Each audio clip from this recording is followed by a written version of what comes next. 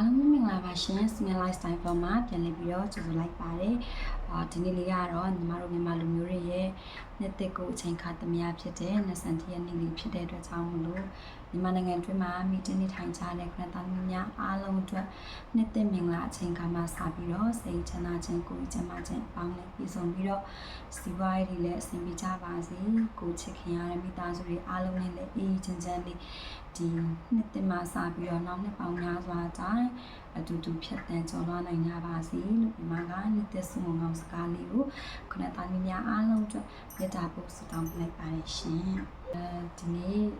ဒီမှာပြပြပေးမယ်အကြောင်းအရာလေးကတော့ဒီ relationship အကြောင်းအရာလေးပေါ့နော်ဘာလို့လဲဆိုတော့ညီမတို့ဒီနေ့ခေတ်မှာဆိုလို့ရှိရင်လည်းပေါ့နော်ဒီ relationship လို့ပြောလိုက်တာ ਨੇ လူတွေအများဆုံးအာရုံစူးစိုက်မှုခံရတာကဒီချစ်သူတမီးစားrelationship တောင်းလို့ရှိရင်အိမ်တော်ကြီးနဲ့ပတ်သက်တဲ့ relationship ဆိုပြီးတော့เนาะခေါင်းစဉ်တွေအမျိုးမျိုးတက်ကြတယ်ပေါ့တကယ်တော့ဆက်ဆံရေးဆိုတာတော့ပေါ့เนาะဆက်ဆံရေးပုံစံတွေအမျိုးမျိုးရှိကြတယ်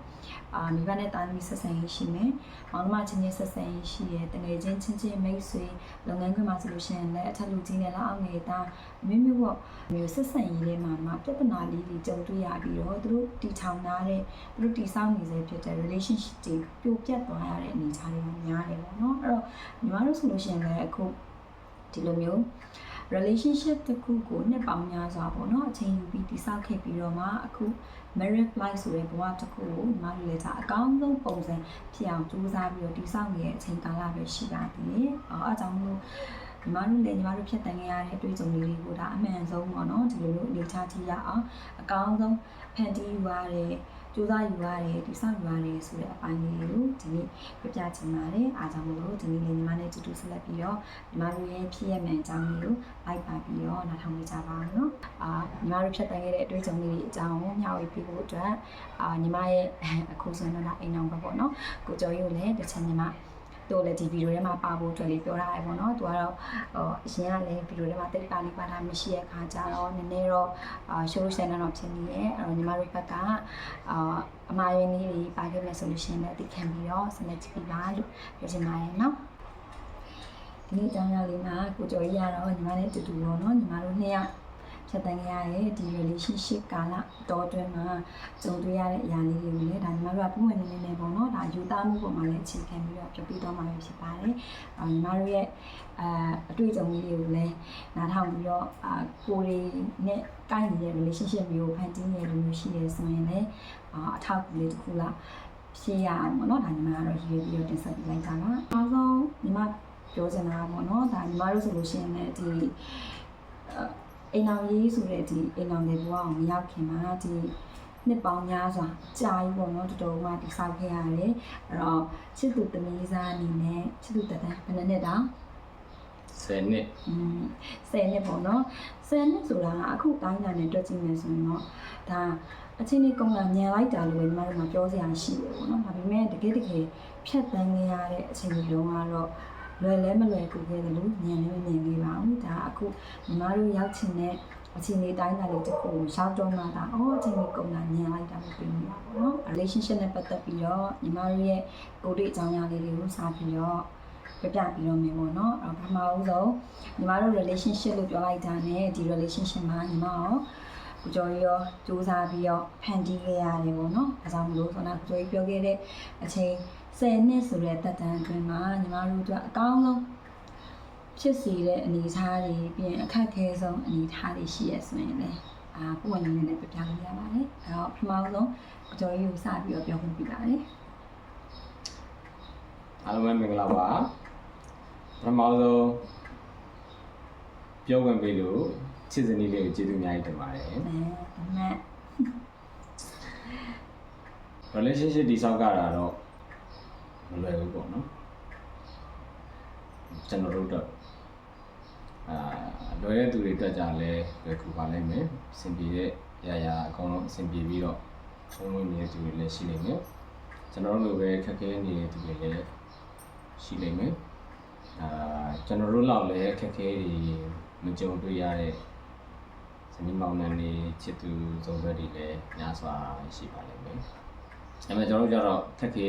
ခဲ့တယ်အများကြီးရင်ဆိုင်ခဲ့ရတယ်ကြောက်ခဲ့ရတယ် များရေးမတူညီကြတယ်များစွာရှိပြီးတော့အရင်ညှိခဲ့ရတာတွေအများကြီးရှိတယ်အဲ့တော့ဒီလိုတမီးသားဘဝချစ်သူဘဝ10နှစ်တာကာလကနေခုလိုမျိုးနှုတ်သဘောတူကြည်လူပြီးတော့ဘဝတစ်ခုပေါင်းဆက်ဖို့ဒါမိသားစုဘဝပြောလို့လည်းရတယ်လို့အိမ်တော်တဲ့ဘဝကိုရောက်ရှိတဲ့အခါမှာလည်းအရင်ကအခြေခံပြီးတော့ညှိခဲ့ရတဲ့အရာတွေများစွာရှိနေစေပဲဖြစ်ပါတယ်ဒါတွေကိုကြတော့ဘာနဲ့ကြော်ဖြတ်ရတယ်လဲဆိုလို့ရှိရင်အခုချိန်ထိတော့ကျွန်တော်တို့တွေနံပါတ်1ခြေချင်းမြတ်တာနဲ့အခြေခံပြီးတော့ကြော်ဖြတ်တယ်နံပါတ်2ပြန်လည်နားလည်မှုထားပြီးတော့ကျွန်တော်တို့ကြော်ဖြတ်ကြတယ်နံပါတ်3အညိုးအာဃာတမထားပဲနဲ့ကြီးတဲ့အရာကိုတည်သွားအောင်တည်နေတဲ့အရာပျောက်သွားအောင်နားလည်ခွင့်လွှတ်ခြင်းဆိုတဲ့လေးပြောင်းမှုတွေနဲ့ကျွန်တော်ဖြေပြောက်ကြတယ်ဒါတွေကတော့ခြေခံမိသားစုဘဝအိမ်ဆွေတငယ်ချင်းဘဝလူမှုပတ်ဝန်းကျင်ဘဝမျိုးမျိုးသော social life တွေမှာဒါတွေကရှိနေမဲ့ဖြစ်နေရမဲ့နားလည်နေရမဲ့အခြေခံအကြောင်းတရားတွေပါပဲကိုကမားတယ်ဆိုရင်လည်းကိုယ့်ရဲ့မာနတွေကိုယ့်ရဲ့အတ္တတွေကိုဒီမှာထားပြီးတော့မားတယ်မားသွားတယ်ဆိုတဲ့အကြောင်းအဲ့တော့မားသွားခဲ့တယ်တောင်းပန်ပါတယ်ဆိုတဲ့အကြောင်းကိုမဖြစ်မနေဒါအပြန်အလှန်လေးစားမှုရှိစွာနဲ့တောင်းပန်တတ်ဖို့လည်းလိုအပ်တယ်ဒီအရာလေးတွေကတော့ဒါဆယ်စုနှစ်တခုကာလကြော်ဖြတ်ပြီးတော့ချစ်သူသမီးသားဘဝကနေဒါအိမ်အောင်တဲ့ဘဝကိုရောက်စီတဲ့အဓိကအခြေခံအချက်ကလေးသုံးခုပဲလို့ပြောရမှာပေါ့နော်ဒီလေးရှိပါတယ်ဟုတ်ပါပြီခုလိုမျိုးပြည်စုံဖြေကြားပြတဲ့အတွက်လည်းကျေးဇူးတင်ပါတယ်အဲ့တော့ညီမဆက်ပြီးတော့ပြောချင်တာပေါ့နော်ညီမတို့နှစ်ယောက်မှာ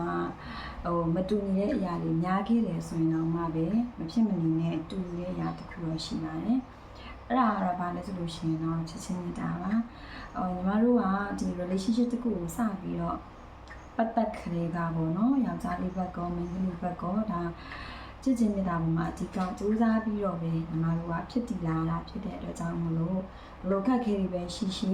ကိုမျောလင့်ထားတဲ့ကိုမျောနှမ်းထားတဲ့အခြေအနေတွေရောက်ဖို့ဘလောက်ပဲလို့နောက်ဆုံးကဒီချစ်ချင်းမြတ်တာပဲခွန်အားတစ်ခုအနေနဲ့ဖြစ်ပြီးတော့ဒီလိုမျိုးညီမတို့လိုချင်တဲ့ဘဝလေးတစ်ခုဒါအကောင်းဆုံးပေါ့နော်အခုချိန်ထိတော့ရှောင်းလာနိုင်တယ်ပေါ့နော်အဲ့တော့အခုခေတ်မှာအဖြစ်များနေတဲ့ဒီ relationship တွေမှာဆိုလို့ရှိရင်စိတ်မလုံခြုံစေရအောင်ဆိုတဲ့အတိုင်းအတာလေးနဲ့ပတ်သက်ပြီးမှပြောချင်တယ်ပေါ့နော်။ဒီနေ့ဒီချိန်ဒီဆိုတာကိုကျော်ကြီးပြောခဲ့တယ်လို့ပေါ့။ညီမတို့စီမှာမတူညီမှုတွေများတယ်၊ညှိနှိုင်းမှုတွေများတယ်ဆိုပြီးမြဲအဲ့ဒီညှိနှိုင်းမှုတွေမတူညီမှုတွေဆိုတာဒါက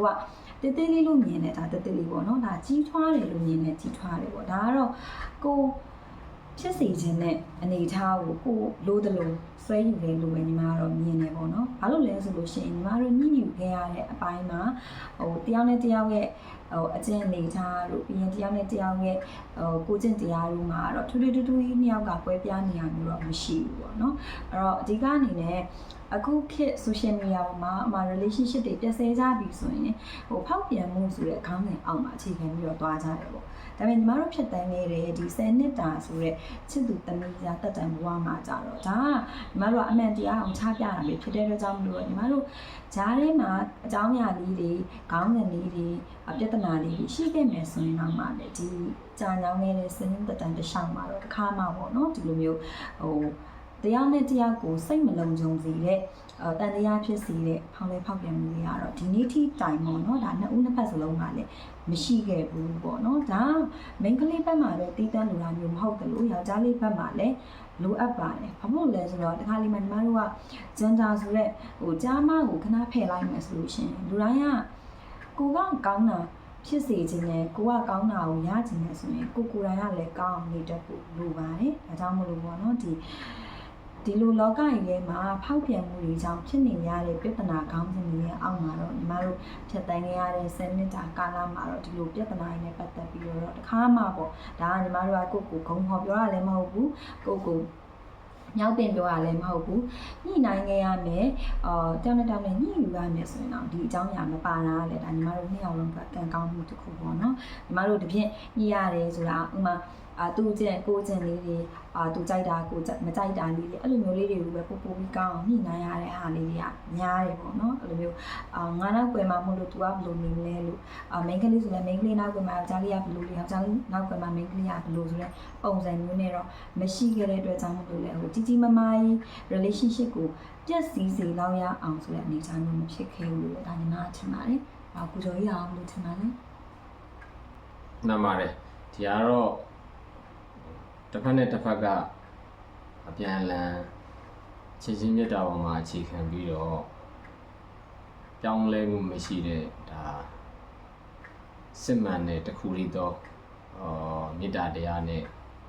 ဒီထိုင်ကြတဲ့အတွက်ကြောင့်နောက်ွယ်တွေမှာ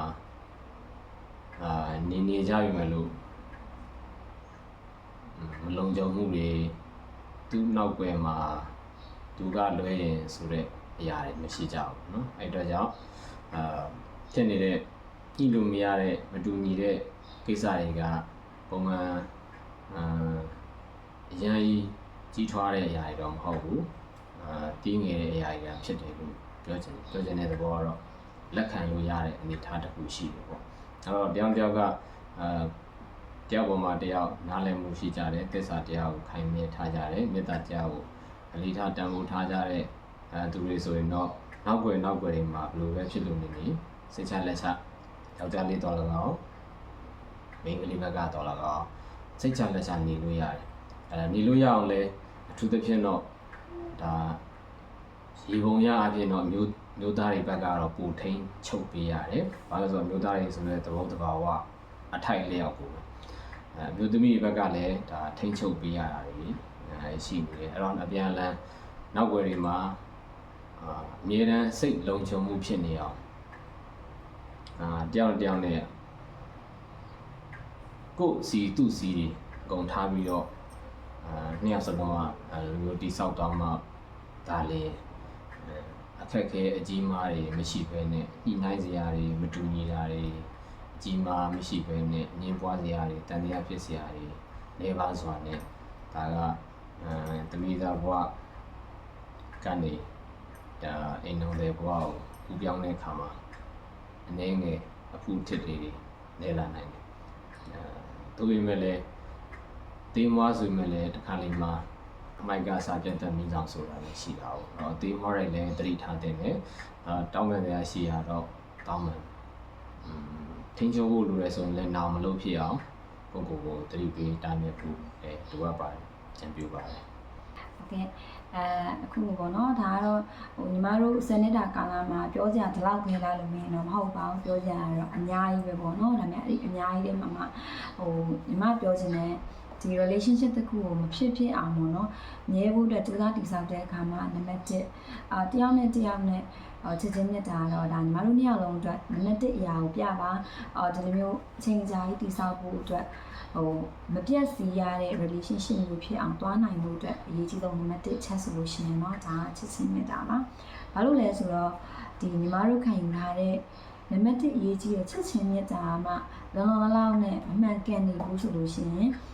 ဆက်ပြီးတော့ဖြစ်ပေါ်လာမယ့်အရာတွေကိုသိခံပေးနိုင်မှုဆက်ပြီးတော့နားလည်ပေးနိုင်မှုဆိုတာမလွယ်ပါဘူးအဲ့တော့အဲ့လိုချစ်ချင်းမြတ်တာမျိုးထားဖို့အတွက်ဆိုတာကလည်းအမှန်ကန်တဲ့ချစ်ချင်းမြတ်တာမျိုးဖြစ်ဖို့လိုပါတယ်အဲ့တော့ယောက်ျားလေးကပဲမိန်းကလေးကိုတစ်ဖက်သက်ချစ်နေရတာမျိုးမိန်းကလေးကပဲယောက်ျားလေးကိုတစ်ဖက်သက်ချစ်နေရတာမျိုးမဟုတ်ဘဲနဲ့မျှတတဲ့ချစ်ချင်းမျိုးမှာဆိုလို့ရှိရင်နော်နှစ်ယောက်လုံးကညီတူညီမျှဖြစ်နေမယ်ဆိုရင်ဒီ relationship ကအခက်အခဲတွေရှိမယ်ပေါင်းစည်းဖို့အတွက်မဖြစ်နိုင်သေးဘူးကွာဝေးနေအောင်မယ်ဆိုရင်တော့မှပဲတစ်ချိန်ကြာရင်တော့မလွယ်မသွေဖြစ်လာမှာပါဒါကတော့ဘာဖြစ်လို့ဒီလိုပြောနိုင်ရလဲဆိုတော့ဒါညီမတို့နှစ်ယောက်ရဲ့အတွေ့အကြုံနဲ့ပတ်သက်ပြီးပြောနိုင်တာပေါ့နော်ဘာဖြစ်လို့ဆိုတော့ဆောင်းနိုင်ညီမပြောခဲ့တယ်လို့ပဲ10နှစ်ဆိုတဲ့ကာလမလွယ်ကူခဲ့ပါဘူးအဲ့ဒါတော့သိချပါတယ်ဘာလို့အဲ့လိုပြောနိုင်လဲဆိုရင်မတူညီတဲ့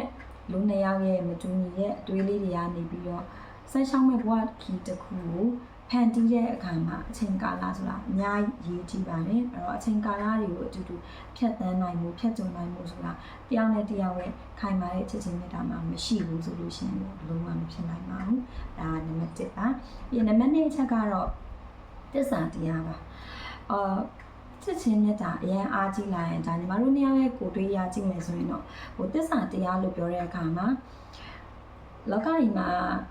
နောက်ွယ်မမြင်ွယ်ရဆိုတာလူတိုင်းရှိနေနိုင်တယ်လူတိုင်းဖြတ်တန်းရတဲ့အခြေအနေမျိုးပါဒါပေမဲ့တရားနဲ့တရားပုံမှာအမှန်ကန်တဲ့ချစ်ချင်းမြတ်တာအားကြီးသွားပြီဆိုလို့ရှိရင်သစ္စာတရားကိုမပြတ်ရင်းလို့ကရန်ဟိုစိုက်ထုတ်ပြီးတော့မှ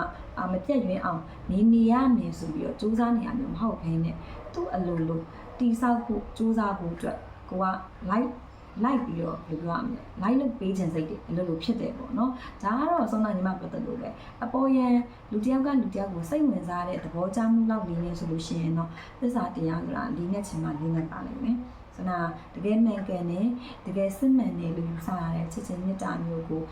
နှစ်ယောက်စလုံးကခိုင်မာတည်ကြသွားပြီဆိုရင်တော့ဒီသစ္စာတရားဆိုတဲ့အရာကပြည့်ရင်းမှုရှားပါတယ်ပေါ့နော်အဲ့တော့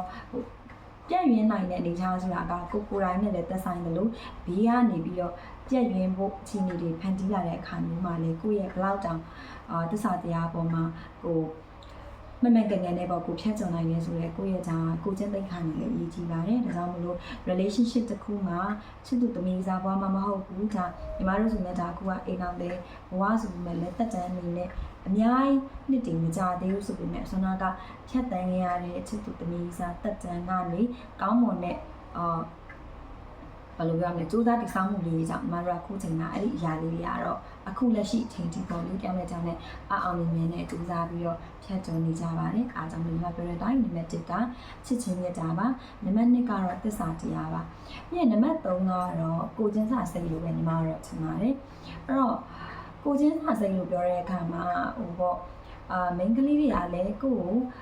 မေတ္တာတရားကြီးမားပြီးတော့ကိုယ်ကာကွယ်စောင့်ရှောက်ပေးတဲ့အမျိုးသားမျိုးကိုနှစ်သက်ကြတာဒါလူတိုင်းလူလိုပါပဲထိုနည်း၎င်းမှာပဲယောက်ျားလေးတွေဆိုလို့ရှိရင်လည်းကိုယ့်ပေါ်မှာ view design နဲ့ကျင်ကျင်နာနာလေးဆက်ဆံပြီးတဲ့အမျိုးသမီးတွေကိုဒါညှော်လင်းကြတာပဲပေါ့နော်အဲ့လိုမျိုးညီလူမျှတူလေးဖြစ်နိုင်မှုဆိုတာကကောင်းတဲ့ဘက်မှာပဲဖြစ်ဆိုတဲ့ဘက်မှာပဲဖြစ်မျှကြတဲ့ကိုချင်းစာတဲ့စိတ်လေးတွေကိုထားရှိနေဆိုရင်သူကြိုက်တာသူမကြိုက်တာအဲ့လိုမျိုးအသေးဖွဲလေးတွေကအစတန်မိုးထားတတ်မယ်ကိုချင်းစာတရားကိုသိသွားမယ်ဆိုရင်တော့အထွေထူးတလေကြီးညှိနှိုင်းနေစရာပြဿနာကြီးကြီးထွားစရာလည်းမရှိတော့ဘူးထင်ပါတယ်ဒါကြောင့်မလို့ညီမအနေနဲ့အနည်းချုပ်ပြီးပြောရမယ်ဆိုရင်တော့ဒီ relationship တစ်ခုခိုင်မာစေဖို့အတွက်ညီမခံယူရတဲ့ခံယူချက်ကတော့3ချက်ရှိပါတယ်နံပါတ်1ကတော့ချစ်ချင်းမြတ်တာပါနံပါတ်2ကတော့သစ္စာတရားပါနံပါတ်3ကတော့ကိုချင်းစာတရားပဲဖြစ်ပါတယ်အားကြောင့်လို့ဒါကတော့ညီမခံယူချက်ပေါ့နော်ညီမဖြတ်တန်းခဲ့တဲ့အတွေ့အကြုံရအောင်ညီမအခုထိညီမစူးစမ်းပြီးတော့သွားနေတဲ့ညီမရဲ့ဘဝမှာလည်းဒီချက်တွေကိုပဲအဓိကထားပြီးညီမဖြတ်တန်းနေပါတယ်။ဒါမှမဟုတ်ညီမရဲ့ခံယူချက်ပြီးပြီဆိုတော့နောက်ဆုံးအနည်းဆုံးအနေနဲ့ကိုကျော်ကြီးရဲ့ခံယူချက်ပေါ့နော်။တယောက်နဲ့တယောက်နဲ့ကချစ်ကြတယ်လို့ပြောပြီးမြဲလဲဟိုချက်ပုံစံတွေလည်းတူချင်မှတူကြမှာပေါ့နော်။အဲ့လိုပါပဲခံယူချက်တွေလည်းတစ်ခါလေးကျတော့မတူရင်မတူနိုင်ဘူး။ဆွမ်းနာတော့တူလို့ပေါ့။ညီမအတွက်အရေးကြီးဆုံးချက်3ချက်ရှိတယ်လို့ကိုကျော်ကြီးအတွက်အရေးကြီးတဲ့ချက်တွေရှိရင်လည်းမျှပြပါအောင်။ relation ခိုင်မြဲဖို့ကတော့ဆိုတော့ခြုံပြီးတော့ထုံလို့ပြောတယ်ဆိုလို့ရှိရင်တစ်ကတော့လိုအပ်တာတော့ချစ်ချင်းမြတ်တာတော့ဒါအခြေခံလိုအပ်ချက်နံပါတ်1ပဲသူ့ထက်လိုအပ်တာတော့မရှိဘူးနံပါတ်2ကတော့ကျွန်တော်ပြောလို့နားလည်မှုနော်ပြန်လည်နားလည်မှုဟိုရှိဖို့လိုအပ်တယ်ပြီးတော့ခုနပြောလို့ဒါသစ္စာတရားအရေးပါတယ်နော်သစ္စာတရားမရှိဘူးဆိုရင်လည်းနားလည်မှုဆိုတာအကုန်မရှိတဲ့ကျမ်းလိုပဲဖြစ်လိမ့်မယ်။သစ္စာတရားနဲ့ကော့ထားမှသာလေချစ်ချင်းမေတ္တာရောနားလည်မှုရောပေါင်းစည်းနေ။ဆန္ဒကလူကိုချင်းစာစိတ်ကလည်းပါတာပေါ့နော်။အဲ့ဒီနားလည်ပေးမှုခွင့်လွှတ်ပေးမှုပေါ့နော်။ခွင့်လွှတ်တတ်မှုဒါကတော့ပို့ပြီးတော့အဆက်တယ်။ခွင့်လွှတ်တတ်လို့မရှိဘူးဆိုရင်လေတီးကြီးခွင့်လွှတ်နိုင်ဖို့ကခဲရင်ကြတာဟုတ်။ဒုက္ခမျိုးစုံပြဿနာပေါင်းစုံနဲ့ဒါရင်ဆိုင်ကြုံတွေ့နေရတဲ့ဒါလောကကြီးမှာတော့ခွင့်လွှတ်ခြင်းရလဲအရေးပါလာတဲ့အကြောင်းအရာတစ်ခုဖြစ်တယ်အဲ့တော့ခွင့်လွှတ်တတ်ဖို့လဲကြိုးစားမယ်ခွင့်လွှတ်ဆိုကိုယ်တိုင်ရလဲပူလောင်လို့ကိုခွင့်လွှတ်တဲ့သူတွေလည်းတစ်ချိန်ချိန်မှာပူလောင်မှုဖြစ်စေတယ်နော်အဲ့တော့ relationship မှာလဲအဲ့တော့ခွင့်လွှတ်တတ်ဖို့ကြိုးစားပေးရတယ်အဲ့တော့ အတိုင်းတာဘောင်တစ်ခုတွင်းရတယ်ပေါ့ဘောင်လို့စီးလို့တော့ခုနှစ်ခုတော့တိုက်တော့မှာမဟုတ်ပါဘူးအဲ့တော့စီစီမီတာရေးပါတယ်တော့နားလည်မှုရှိရမယ်ပြီးတော့ခွင့်လွှတ်တက်ရမယ်နော်သမီးသားဘွားကနေတဲ့ဖြစ်ဖြစ်အင်းအောင်တဲ့ဘွားအထိတလန်းဝယ်ပြီးအင်းအောင်တဲ့ဘွားကနေပို့ပြီးတော့ခိုင်မြဲလက်တွဲတဲ့မိသားစုဘွားတွေအထိတိုးတက်ပြောင်းလဲဖို့ဖြစ်ရည်ရွယ်ထားကြတဲ့အားလုံးတော့သူတွေတော့ကတော့ဒါတော့အခြေခံကြတဲ့အချက်ကလေးတွေဖယ်ရှားလို့လည်းမရဘူးပယ်ပြစ်လို့လည်းမရဘူးဒီချက်တွေပေါ်မှာမူတည်ပြီးတော့ပဲစောက်သွားပြီးတော့နောက်အချက်ပေါင်းများစွာအခြေခံအကြောင်းတရားတွေများစွာပေါင်းစပ်ပြီးတော့ဘွားတစ်ခုကိုလှပအောင်ထုတ်စေကြအဲ့တော့ဒီနေ့ကကိုကျော်ရအားဖြည့်ပြီးတော့ညီမရဲ့ lifestyle blog မှာပါဝင်ပြီးတဲ့အတွက်လည်းကျေးဇူးတင်ပါတယ်လို့ပြောချင်ပါတယ်အဲ့တော့ဒါပေါ့နော်ဒါတကယ်လေညီမတို့နှစ်ယောက်ဖြတ်တန်းခဲ့တဲ့ကာလတွေကတကယ်တော့မလွယ်ကူခဲ့ပါဘူးအဲ့တော့ဘယ်သူပဲဖြစ်ဖြစ်ပါလူနှစ်ယောက်ပေါင်းစည်းဖို့အတွက်စူးစမ်းရတဲ့အခါမျိုးမှာတယောက်နဲ့တယောက်နဲ့အနေအထားမျိုးတွေတယောက်နဲ့တယောက်နဲ့ဖြတ်တန်းတဲ့အကြောင်းအရာမျိုးတွေတော့တူစင်မှတူတာလိမ့်မယ်ဒါပေမဲ့တေးကြတာတစ်ခုကတော့လောက်ပဲခက်ခဲကြုံတယောက်နဲ့တယောက်နာထားရှိတဲ့စံနှုန်းတန်ဖိုးပေါ့နော်တန်ဖိုးဆိုတဲ့အရာလေးတွေကဘာလဲဆိုရဟာကိုဘုံဝင်လည်းနဲ့ဆွေးနွေးထားမယ်ညှိနှိုင်းထားမယ်ဆိုလို့ရှိရင်တော့တာယာပြီးတော့ကောင်းမွန်နေပေါ့နော် agency က relationship လေးကိုတော့တည်ဆောက်နိုင်ရမယ်လို့ပဲညီမတို့ကတော့ထင်ပါတယ်ဒါကြောင့်မို့လို့ပြဿနာဆိုတာကတော့တဦးတယောက်ချင်းတော့မဟုတ်ပါဘူးကိုတယောက်ထဲနေတော့မှပဲကိုစိတ်ရဲ့အလိုဆန္ဒပုံမူတည်ပြီးတော့ပြဿနာဖြစ်အောင်တွေးခြင်းနဲ့တွေးလို့ရတယ်ပေါ့နော်မဖြစ်အောင်တွေးနဲ့တွေးလို့ရတယ်ဆိုတော့အဲ့တော့မတူညီတဲ့လူတွေပေါင်းစပ်တဲ့အခါမျိုးမှာပြဿနာအနည်းများအခုတည်းဆိုတာတော့ကြုံနေမယ်ဆိုတာဒါမလွယ်ဘူးပေါ့ဘယ်လိုပဲဖြစ်ဖြစ်ဘယ်လိုပဲကြုံကိုကနောက်ဆုံးမှာဒီလူတယောက်ကိုတကယ်ချစ်လို့ဒီလူတယောက်နဲ့ကိုရီမန်းထားတဲ့ဘဝပုံစံလေးတိဆောက်ဖို့အတွက်စူးစမ်းခြင်းနဲ့တိဆောက်ဖို့အတွက်တေးကြခြင်းနဲ့ဆိုလို့ရှိရင်တော့ဘယ်လိုခက်ခဲပဲရှိဖြစ်ချင်းပေါ့နော်ညှိနှိုင်းယူပြီးတော့စူးစမ်းမယ်ဆိုရင်တစ်ချိန်ညရင်အခုညီမတို့ဖန်တီးပြီးတော့ဒီစောင့်ထားတဲ့ပုံစံလေးတွေလိုပဲကိုမျောလင်းတဲ့အခြေအနေကိုလက်ခံနိုင်တဲ့အတိုင်းအတာနဲ့ကောင်းမွန်ပျော်ရွှင်တဲ့ healthy relationship ပေါ့နော်လူတွေအများစုလူချင်းများတဲ့ပုံစံလေးတွေကိုရရှိနေကြတာညီမတို့ကတော့ညီမတို့ရဲ့ဘဝနဲ့ဒါအဖြစ်မှန်လေးတွေကိုဒါလေးသေးချာလေးပေါ့နော်ဒါပုံမှန်လေးနဲ့ချပြပြီးတော့ပြခြင်းလေးဖြစ်ပါတယ်အဲ့တော့ညီမတို့ဒီဗီဒီယိုလေးကနေပြီးတော့ညီမတို့ကိုကြည့်ရှုပေးတဲ့လူတွေအတွက်အတွေးလေးတွေစိတ်ကူးလေးတွေတစုံတရာကောင်းတဲ့ဘက်ကနေရသွားမယ်ဆိုရင်လည်းညီမတို့အများကြီးပဲဝမ်းသာတယ်ပေါ့နော်ဒါကြောင့်မလို့ဆက်ပြီးတော့လည်းညီမတို့ဒီ blog လေးတင်ဆက်တဲ့အခါမှာညီမပြောခဲ့သလိုပဲပေါ့နော်ညီမရဲ့ blog လေးဆိုမှဆိုလို့ရှိရင်လည်းကြည့်ရှုရတဲ့လူတွေအတွက်တခုခုတော့ဂျင်းနက်စီယာဒါမှမဟုတ်လည်းဝမ်းသာစီယာဒါမှမဟုတ်လည်းကိုတွေးနေတဲ့အတွေးလေးနဲ့ထပ်တူကြသွားတဲ့အနေအထားလေးတစ်ခုလောက်ပဲဖြစ်ရသွားတယ်ဆိုရင်လည်းညီမတို့တင်ဆက်ပြရတာဗီဒီယိုလေးတွေလိုမျိုးလေးဖန်တီးပြရတာဒါတကယ်လဲပျော်ရွှင်နေပေါ့နော်တကယ်လဲကျင်းနေပါတယ်ဒါကြောင့်မလို့နောက်ညီမတို့တင်ဆက်တဲ့ vlog လေးတွေရှိသေးတယ်ရှိလာအောင်မယ်ဆိုလို့ရှိရင်လည်းဆက်လက်ပြီးတော့ညီမတို့အပိချပါအခုကလည်းဒါညီမတို့ပေါ့နော်ဒါအခုချိန်ကညီမစောနကပြောခဲ့တယ်လို့ပဲနှစ်သက်ချိန်အခါသမီးကညီမလူမျိုးတွေအတွက်ဖြစ်တဲ့အတွက်ကြောင့်မလို့ညီမလူမျိုးမှမဟုတ်ပါဘူးတကဘာလုံးမှာရှိရဲ့လူတွေလည်းအကုန်လုံးဒီနှစ်သက်ကနေစပြီးတော့အေဂျင့်ချင်းကောင်းခြင်းအားလုံးပြေဝပိုင်ဆိုင်ပြီးတော့ပုံမကောင်းမွန်တဲ့အနာဂတ်တွေကိုရရှိနိုင်ကြပါစေလို့ဒါညီမတို့နှစ်ယောက်လုံးပါပေါ့နော်စုမုံအောင်လည်းတောင်းပေးပါတယ်အဲ့တော့ညီမတို့ရဲ့ဗီဒီယိုလေးတွေကဒီနေ့အချိန်ကြာသွားတယ်ဆိုရင်လည်းစိတ်ရှိရှိလေးနဲ့လိုက်ပြီးတော့နားထောင်ပေးကြတဲ့ကြည့်ကြပြီးတဲ့တို့တယောက်ချင်းလေးကိုလည်းကျေးဇူးအများကြီးပဲတင်ရှိပါတယ်ဆက်လက်ပြီးတော့နောက်ထပ်ဗီဒီယိုလေးတွေမှာလည်းတွေ့ကြအောင်ပါမလို့ဆက်လက်အားပေးကြပါဦးနော်ကျေးဇူးအများကြီးတင်ပါတယ်တာ